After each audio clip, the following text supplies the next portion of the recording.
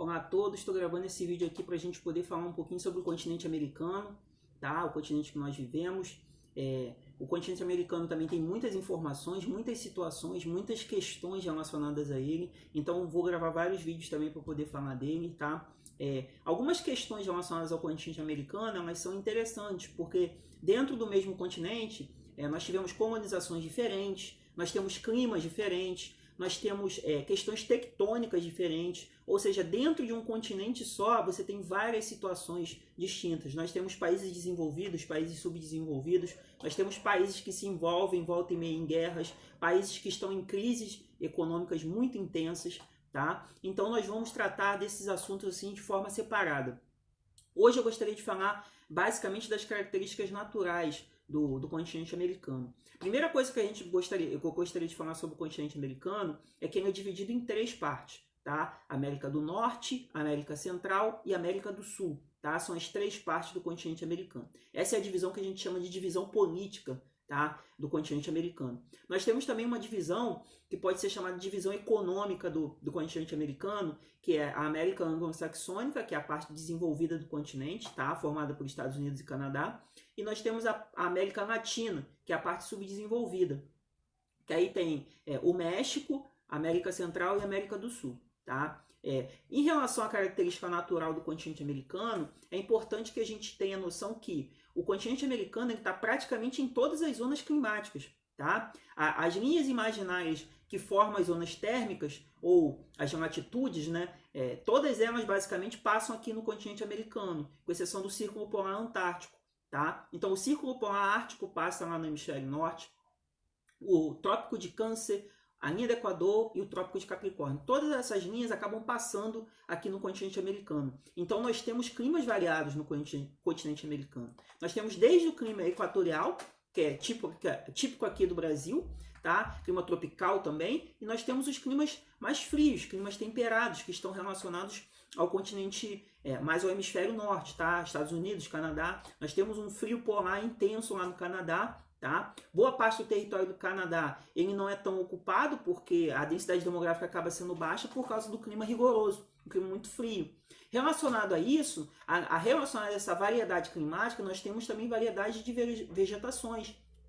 Tá? Nós temos a floresta amazônica, que é uma floresta equatorial, nós temos a Mata Atlântica, nós temos o cerrado, que é um tipo de savana, nós temos a floresta de coníferas, que é típica lá do hemisfério norte, áreas mais frias, nós temos a vegetação de tundra, que é uma vegetação de áreas polares, ou seja, nós temos uma variedade climática e que isso acaba ocasionando, né, a formação desses itens vegetais, dessas florestas que são variadas relacionadas a esse clima.